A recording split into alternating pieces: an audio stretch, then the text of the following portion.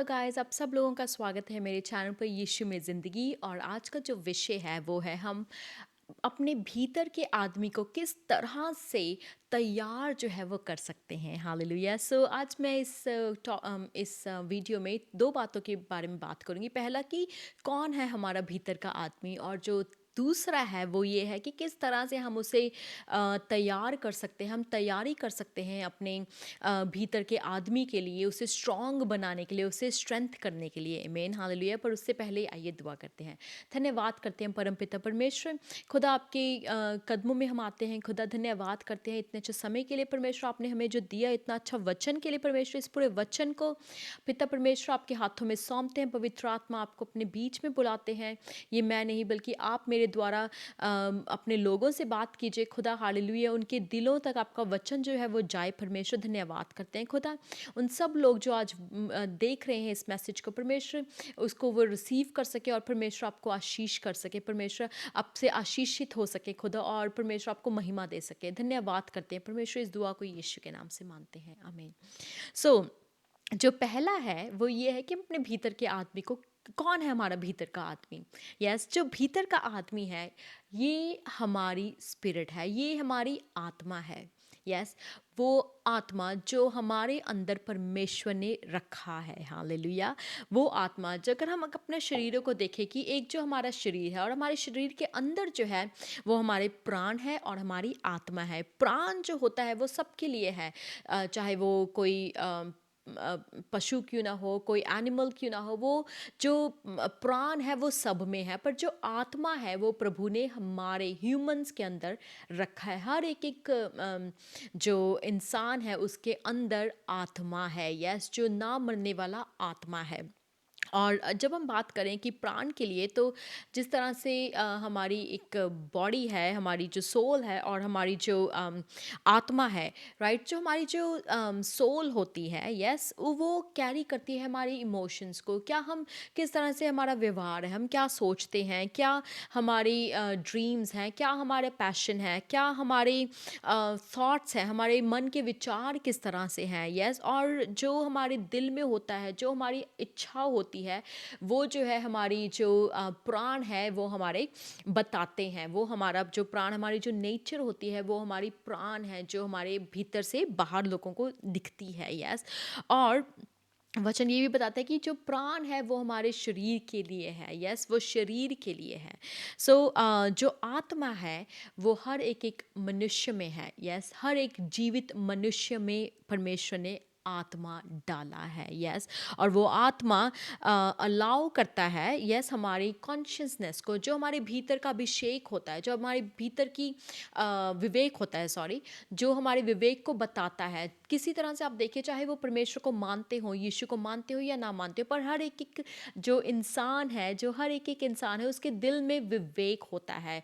माने कि अगर आप उसे कुछ गलत करने को कह रहे हैं तो वो जानता है कि ये गलत है। यस, तो वो उसका विवेक जो है उसे बताता है। और प्रभु ने हमें इस तरह से अपनी रीति में बनाया है ताकि चाहे आप परमेश्वर में हैं या नहीं है, फिर भी आपका जो विवेक है वो आपको सही और गलत में फ़र्क बताएगा, क्योंकि परमेश्वर ने हमें अपने स्वरूप में रचा है।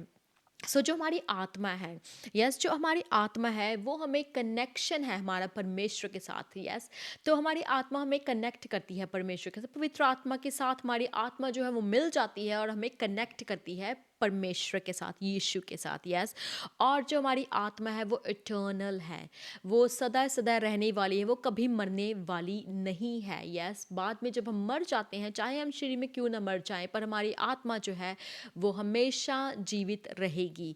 यस, और वो मरने के बाद हमारी आत्मा परमेश्वर के पास जाती है फाइनल जजमेंट के लिए। तो प्रभु हमारा न्याय करेगा। यस, हमारा न्याय करता है कि ये इंसान जो है इस स्वर्ग के लिए जाएगा या ये नर्क के लिए जाएगा। तो फाइनल जजमेंट के लिए परमेश्वर जो है, हमारा आत्मा जो है परमेश्वर के पास जाता है। मैं ये भी कहना चाहूँगी कुछ कि बहुत सारे लोग कहते हैं कि परमेश्वर क्या तो हमारी दुआओं को सुनता भी है। यस, बहुत सारे लोग ऐसी सिचुएशंस में होते हैं, ऐसी परेशानी में होते हैं, ऐसी परिस्थितियों में होते हैं अपनी ज़िंदगी में कि चाहे तो वो किसी चीज़ किसी पीड़ा में हों, चाहे वो फाइनेंसेस ठीक ना हो उनके, चाहे वो ऐसी एडिक्शन में हो जिससे वो बाहर आना चाहते हैं पर वो बाहर नहीं आ पाते, चाहे वो ऐसा फ़ील करते हैं कि मैं बाइबल भी पढ़ रहा हूँ, सब कुछ कर रहा हूँ, पर फिर भी मैं अपनी फ्लैश में जो है इतना वीक कैसे हूँ? क्यों मैं इस चीज़ को रोक नहीं पा रहा हूँ? क्यों इस जो ये मेरी ज़िंदगी में ये एक बैड हैबिट है वो जा क्यों नहीं रही है? यस, तो हम बहुत सारी चीज़ों के बारे में ऐसा सोचते हैं और हम अंत में ये कह देते हैं कि क्या प्रभु तो हमारी दुआओं को सुनता भी है? यस, हम बहुत बार ऐसा बोलते हैं, पर मैं आपको ये बताना चाहूँगी जो बिल्कुल रियलिटी है वो ये है कि आपका काम जो है वो परमेश्वर नहीं करेगा। यस, परमेश्वर सिर्फ अपना काम करेगा और परमेश्वर आपको बताएगा करने के लिए। यस, तो करना आप ही को है। आपका काम परमेश्वर नहीं करेगा, आपका काम आपको जो है वो खुद करना पड़ेगा। उसी तरह से जिस तरह से अगर हम स्कूल्स में देखें, जो टीचर है वो हमें पढ़ाता है, स्टूडेंट्स को पढ़ाता है और उसका काम है उन्हें पढ़ाना। यस, और जो स्टूडेंट है उनका काम है उसकी बातों पर ध्यान लगाना, जो टीचर बता रहा है उसे समझना। यस, और उसे ओबे करना, तभी वो जो है जब एग्ज़ाम में जाते हैं और एग्ज़ाम में इसी तरह से इसी रीति से वो पास कर पाते हैं, क्योंकि उन्हें सुनना है और उन्हें ओबे भी करना है जो टीचर ने पढ़ाया है। इसी तरह से हमें परमेश्वर की बातों को सुनना है, ध्यान से सुनना है अपने जीवन में और उसे क्या करना है, ओबे करना है, तभी हम उस चीज़ से पास होकर नेक्स्ट लेवल तक जो है वो जा सकते हैं, तभी आप इन सब चीज़ों में से निकल सकते हैं बाहर। और क्योंकि हमें जो है अपना काम करना है, हालेलुया। और इसी रीति से जो है हमें अपना काम करने के लिए हमें क्या करना होगा, हमें अपने भीतर का जो आदमी है उसे और ज़्यादा स्ट्रॉन्ग बनाना है, उसे और ज़्यादा स्ट्रॉन्ग बनाकर उसे स्ट्रेंथ करना है। और वो कैसे कर सकते हैं हम? वो जो पहला है वो है वचन के द्वारा। परमेश्वर का वचन दो धारी तलवार है। परमेश्वर का वचन जो है वो जिंदगी देता है, लाइफ देता है। यस, और जब मैं वचन पढ़ने की बात करती हूँ, मैं वैसे वो बात नहीं कर रही हूँ कि जिस तरह से अगर आप कहें कि आज मैंने एक चैप्टर इधर से पढ़ लिया और कल सुबह उठ के मैंने बाइबल कहीं और से खोलकर वहाँ का चैप्टर पढ़ लिया। बहुत सारे लोग ऐसा करते हैं, पर मैं आपको बताना चाहूँगी कि प्लीज़ अपनी बाइबल जो है चैप्टर बाय चैप्टर पढ़िए। अगर आपने नया नियम शुरू किया है तो मत्ती की किताब फर्स्ट चैप्टर, फिर सेकंड, फिर थर्ड, फिर फोर्थ, आगे जाकर ऐसे कवर कीजिए और कोई भी चीज़ों को मिस मत कीजिए। ऐसा ना कीजिए कि आपने एक चैप्टर मत्ती का पढ़ लिया और दूसरा चैप्टर आपने यशायाह का पढ़ लिया या आपने साम्स का पढ़ लिया और आप ऐसे ही आगे पीछे हो ही जा रहे हैं और आप इस तरह से आप कहीं पर भी नहीं पहुंच सकते। परमेश्वर का ज्ञान जो है हमें खुद लेना है, हालेलुया। और वो कैसे मिलेगा? हमें प्रभु का वचन जो है सही रीति से पढ़कर। क्योंकि अगर अगर आप पढ़ते हैं एक चैप्टर यहाँ का इस बुक का पढ़ लिया और कल उधर का पढ़ लिया, तो आपको क्या समझ में आएगा? यस, प्रभु, आप फिर भी कंफ्यूज रहेंगे, उसकी गहराइयों तक जो है वो आप नहीं पहुंच सकेंगे। सो परमेश्वर के वचन की गहराई तक पहुंचने के लिए आपको चैप्टर बाय चैप्टर जो है वो पढ़ना पड़ेगा। आमीन, हालेलुया। सो और बहुत सारे लोग जो है आजकल रिलाई करते हैं अपने ऐप्स के ऊपर, जो बाइबल की ऐप्स हैं, कि ये हमें बताएगा कि किस तरह से हमें अपनी बाइबल जो है रीड करनी है। लेट मी टेल यू कि परमेश्वर का आत्मा, परमेश्वर ने अपना आत्मा दिया है आपको बताने के लिए कि किस तरह से अपनी बाइबल पढ़ सकते हैं। आमीन, हालेलुया। So yes, those apps are helpful, वो बहुत मदद करते हैं कई लोगों को। पर अगर आप पढ़ना चाहें तो मेक इट सिंपल, और आप चाहे नया नियम से शुरू कीजिए, पुराने नियम से शुरू कीजिए, पर चैप्टर बाय चैप्टर पढ़िए, तो आपको उसकी सारी स्टोरीज जो है वो पता चल जाएगी कि ऐसा प्रभु ने क्यों किया, ऐसा क्यों हुआ, या ऐसा इसके पीछे स्टोरी क्या है ये करने की। सो आपको हर चीज़ की गहराई के बारे में जो है वो पता चलेगा। सो क्योंकि इसी तरह से मुझे अपने जीवन में बहुत सारे आंसर्स मिलते हैं और मिले भी थे। एक समा था जब मैं आई थी और प्रभु में मेरे बहुत सारे क्वेश्चंस होते थे और मेरे पास ऐसा कोई इंसान नहीं था आसपास जो मुझे उन क्वेश्चंस के आंसर दे सके। पर प्रभु के आत्मा ने, जब मैंने, ऐसा नहीं है कि मैंने रैंडमली बाइबल खोली और मुझे वर्स मिल गए, ऐसा नहीं है। मैंने चैप्टर बाय चैप्टर नॉर्मली अपना पढ़ना शुरू किया, यस। और प्रभु ने उसी के द्वारा मुझसे इस रीति से बात की कि मुझे सब आंसर्स जो है प्रभु ने दिए। और आज भी प्रभु यही करता है, हालेलुया, कि प्रभु इस तरह से हमसे बात करता है और हमें सब क्वेश्चंस के जो है वो आंसर मिल जाते हैं। हमें किसी के ऊपर और रिलाई नहीं करना है, हमें प्रभु के ऊपर जो है निर्भर रहना है, हालेलुया। और ऐसा नहीं है कि आप अपने पास्टर से नहीं पूछ सकते, ऑफ कोर्स आप पूछ सकते हैं, but this is better view, a better way जो हमें है परमेश्वर के ऊपर पहला स्थान परमेश्वर को देना है, ताकि परमेश्वर तू हमें सिखाए, हालेलुया। सो वचन पढ़ना बहुत ही इम्पॉर्टेंट है। और आप भजन संहिता में चैप्टर 109 और उसका वर्स 50 में पढ़ सकते हैं। आप अपने समय में पढ़ सकते हो, जो ये बताता है कि प्रभु तेरा वचन जो है हमें ज़िंदगी देता है, हालेलुया। इसने मुझे ज़िंदगी दी है, तो अगर उसको परमेश्वर ने ज़िंदगी दी है तो परमेश्वर का वचन जो है, हम वचन में बहुत बार पढ़ते हैं कि परमेश्वर का वचन जो है जीवन देने वाला परमेश्वर का वचन है, हालेलुया। जो दूसरा है वो है परमेश्वर का वचन जो है हमें आशा देता है।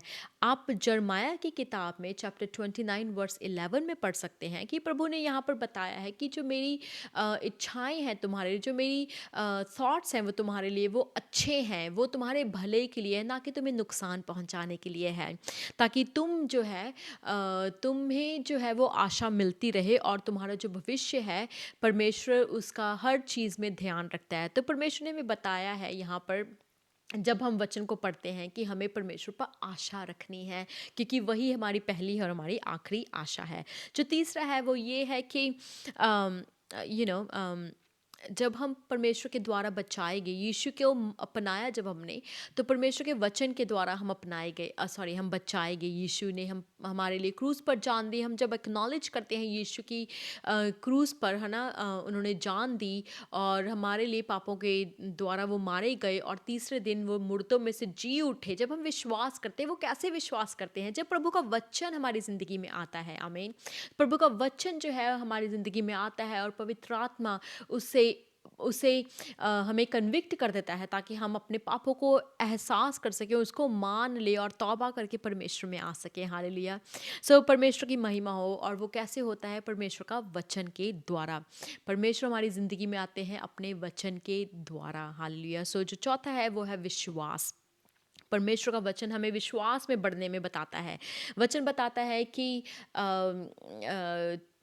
सुनने से विश्वास आता है, और सुनना क्या है? सुनना प्रभु के वचन के द्वारा है। हम जब प्रभु का वचन सुनते हैं, हमारा विश्वास भी जो है वो बढ़ता है, हालेलुया। सो इसी रीति से जो दूसरा है वो है प्रार्थना। हमारी प्रार्थना हमारे जीवन में बहुत इम्पॉर्टेंट है। हमें प्रार्थना हमेशा करनी है और कॉन्स्टेंटली करनी है, कंसिस्टेंटली आई मीन करनी है और परसिस्टेंटली करनी है। माने कि हमें प्रार्थना ऐसे नहीं है कि आज हमने कर ली और कल नहीं की, ऐसा नहीं है कि आज हमारे पास टाइम है और कल नहीं है। अगर आप इस चीज़ से स्ट्रगल कर रहे हैं, तो मेरा आपको मैं ये कहना चाहूँगी कि अपना अपना जो टाइम है वो बांध लीजिए, कि एक पर्टिकुलर टाइम आप सेट कीजिए, ताकि आप उस टाइम पर सिर्फ आप प्रार्थना कीजिए। और आपको कोई भी चीज़ जो है, और अगर आपके घर में कोई चीज़ें हैं, जैसे आप करते हैं, काम करते हैं, तो आप उसके आसपास उस समय के आगे पीछे करिए और उस समय को आप फ्री रखिए, ताकि आप उस समय सिर्फ परमेश्वर को साथ वो है जो समय बिता सकें। तो आप देखेंगे कि जब आप ये करना शुरू करेंगे, परमेश्वर किस तरह से आपकी ज़िंदगी को बदल देगा। आप देखेंगे और आप परमेश्वर को महिमा देंगे, हालेलुया। कि परमेश्वर का आत्मा किस तरह से काम करता है हमारी ज़िंदगी में, जब हम उसे अपना समा जो है हम उसे देते हैं, तो वो हमें हमारा जीवन जो है किस तरह से बदल देता है, हालेलुया। आप जब प्रार्थना करेंगे तो आप ये ज़रूर देखेंगे। आपको कंसिस्टेंट होना है। ऐसा नहीं है कि आज मेरा मन नहीं है, या आज मेरी लड़ाई हो गई है मेरे हस्बैंड से, या मेरे बच्चों ने कुछ बोल दिया है तो मैं अब बहुत नाराज़ हूँ, या मैं बहुत बुरा फील कर रही हूँ या कर रहा हूँ। तो ऐसा नहीं है। हमें इन चीज़ों पर यस, ऐसी सिचुएशंस आती हैं हमारी ज़िंदगी में, पर हमें जो विश्वास के द्वारा अपना जीवन बिताना है और प्रभु के वचन के द्वारा बिताना है। हमें आत्मा से चलना है। हम सब लोगों को आत्मा से चलना है, ना कि अपने इमोशंस के द्वारा चलना है। इमोशंस हमें धोखा दे सकते हैं, पर परमेश्वर का आत्मा जो वफ़ादार है, बाइबल बताता है, जो वफ़ादार है हमारे साथ, वो हमारे साथ अंत तक है। हालेलुया! सो इसी रीति से जो तीसरा है वो ये है कि हमें आत्मा के द्वारा चलना है। सॉरी, और एक और चीज़ मैं कहना चाहूँगी कि जो प्रार्थना है वो बहुत इम्पॉर्टेंट है, क्योंकि अ, हमें जो है परमेश्वर की संगति में रहना है, उसकी उपस्थिति में रहना है, हर वक्त हमारा उसके साथ जो है वो रिलेशनशिप होना चाहिए। ऐसा नहीं है कि जब परमेश्वर बोले, जब हमें प्रॉब्लम हो और तभी हम परमेश्वर के साथ प्रार्थना के लिए जाएं, ऐसा नहीं है। मत्ती की किताब चैप्टर 7 वर्स 21 टू 23 बताता है कि ऐसे बहुत लोग हैं, जब वो परमेश्वर के सामने जाएंगे और वो कहेंगे कि परमेश्वर, मैंने तेरे नाम से ये चीज़ की, मैंने तेरे नाम से ये चमत्कार किया, मैंने तेरे नाम से ये चमत्कार किया, पर प्रभु उनकी ओर देखकर कहेगा कि दूर हो जाओ मुझसे, मैं तुम्हें नहीं जानता। क्यों ऐसा प्रभु ने बोला इस वर्स में? क्योंकि परमेश्वर का वचन आगे बताता है कि तुमने कभी जो है वचन पर नहीं चले, तुमने उसे कभी प्रैक्टिस में नहीं लाए, तुम हमेशा उसे पढ़ते गए या अपने कामों पर उनका ध्यान रहा, ना कि परमेश्वर के साथ उनका एक रिश्ता बना। कभी भी उन्होंने रिश्ते पर ध्यान नहीं दिया, उन्होंने सिर्फ कामों पर ध्यान दिया। तो इसी रीति से हमें उनमें से नहीं होना है। हमें परमेश्वर के साथ जो है वो एक रिलेशनशिप में रहना है और हमें उसके वचन को अपनी ज़िंदगी में अप्लाई करना है। गाइस, उसके वचन को हमें अप्लाई करना है। अगर आप सोचे कि मैं सिर्फ प्रार्थना करूँ, उसका वचन जो है मेरी ज़िंदगी में काम आप उस तरह से नहीं चल रहे हैं, तो मैं आपको बताऊंगी आप अपने आप को धोखा दे रहे हैं। यस, क्योंकि परमेश्वर अपने वचन के लिए बहुत सीरियस है, क्योंकि वचन और परमेश्वर अलग नहीं है, वो एक हैं। यस, और अगर आप सोचें कि मैं परमेश्वर के साथ दुआ कर लूँ और मैं उसके वचन के ऊपर ना चलूँ, तो आपकी दुआ जो है वो किसी काम की नहीं होगी, क्योंकि परमेश्वर अपने वचन के साथ चलता है। हालेलुया! सो हमें भी उसके वचन के साथ चलना है, उसके वचन को अपना कर चलना है, अपनी ज़िंदगी में हारना नहीं है, अपनी ज़िंदगी में गिव अप नहीं करना है और उसके वचन पर कोशिश करते रहना है, उससे प्रार्थना करते रहना है, और उसका आत्मा जो है आपको सुधारता रहेगा। अगर आपकी कोई जीवन में ऐसी चीज़ें हैं जो आप स्ट्रगल कर रहे हैं, मैं आपको बताना चाहूँगी, जब आप दुआ जो है सच्चे मन और तन और सच्चे मन से आप करेंगे प्रार्थना तो परमेश्वर आपकी दुआ को सुनेगा और आपको बल देगा, अपना बल देगा परमेश्वर उस चीज़ से लड़ने के लिए, और आप उस चीज़ से बाहर आ सकेंगे। आमीन, हालेलुया। सो जो तीसरा है वो है कि पवित्र आत्मा के द्वारा जो है हमें चलना है, वचन पर जो है वो हमें चलना है। जैसे मैंने पहले कहा कि हमें वचन पर खड़े रहना है और डटे रहना है, और परमेश्वर के वचन के द्वारा हमें अपना जीवन जो है वो व्यतीत करना है। ऐसा नहीं है कि हमने सिर्फ विश्वास कर लिया, हमें उसे फॉलो भी करना है। परमेश्वर का वचन कहता है, मुझे अपना क्रूस उठाओ और मुझे फॉलो करो। यस, प्रभु के पीछे होकर हमें चलना है। हमें सिर्फ एक विश्वासी नहीं बन के रहना है, बल्कि हमें विश्वासी बनकर और साथ भी प्रभु के चलना है, उसके पीछे भी चलना है। यस, अकेला ऐसा नहीं है, क्योंकि आपको विश्वासी बहुत मिलेंगे पर उसके पीछे चलने वाले जो है वो बहुत कम मिलेंगे। तो हमें उसके पीछे चलना है विश्वास के द्वारा। आमीन। और वो कैसे होगा? वो पवित्र आत्मा के द्वारा होगा। पवित्र आत्मा के द्वारा हम कुछ भी नहीं कर सकते गाइस। मैं आपको बताना चाहूँगी, वचन भी हमें परमेश्वर के आत्मा के द्वारा पढ़ना है। हमें प्रार्थना भी परमेश्वर के आत्मा के द्वारा करनी है, और हमें चलना जो है, किस रीति से हमें चलना है, वो भी हमें परमेश्वर का आत्मा जो है सिखाता है। सो अंत में मैं यही कहूँगी कि इसी तरह से हम अपने आप को, अपने अंदर के आदमी को जो है, अपनी स्पिरिट को है जो, उसे स्ट्रेंथ कर सकते हैं, उसे स्ट्रेंथन कर सकते हैं परमेश्वर का वचन पढ़कर, प्रार्थनाओं में, और अपना रिलेशनशिप जो है परमेश्वर के साथ और ज़्यादा स्ट्रॉन्ग कर कर। आमीन। और उसके पीछे चलकर, अपना क्रूस उठा के उसके पीछे चलकर, उसका वचन जो है अपनी ज़िंदगी में अप्लाई कर कर जो है पवित्र आत्मा की मदद के द्वारा, यस, हम अपना जो स्पिरिट है उससे और ज़्यादा स्ट्रॉन्ग कर सकते हैं। और मैं बताऊंगी, जब आपका स्पिरिट जो है वो स्ट्रॉन्ग होता है, जब आपका आत्मा जो है वो स्ट्रॉन्ग होगा, तब कोई भी चीज़ आपकी ज़िंदगी में आए, आप उससे नहीं डरोगे। आमीन, हालेलुया। क्योंकि परमेश्वर का सुपरनैचुरल स्ट्रेंथ जो है वो आपके साथ रहेगा। हर वक्त परमेश्वर का आत्मा आपको सिखाता रहेगा, बताता रहेगा, आपको गिरने से बचाएगा, और किसी भी परिस्थिति में परमेश्वर का आत्मा आपको पढ़ने नहीं देगा। परमेश्वर का आत्मा आपको ऑलरेडी बता देगा कि ये गलत चीज़ है, तो आप उस चीज़ से भाग जाओगे या निकल जाओगे, राइट? सो इसी रीति से हमें अपने आत्मा को जो है, हमारा अंदर का इनर मैन है, जो हमें उसे स्ट्रेंथ करना है परमेश्वर के वचन के द्वारा, उसकी उपस्थिति के द्वारा, उसके आत्मा के द्वारा। धन्यवाद करती हूँ। Thank you so much for watching my video. अगर आपको ये अच्छा लगा तो please like it, subscribe it as well, अगर आपने मेरा चैनल सब्सक्राइब नहीं किया है। So may God bless you all, and thank you for watching, and I will see you in the next video. Praise the Lord.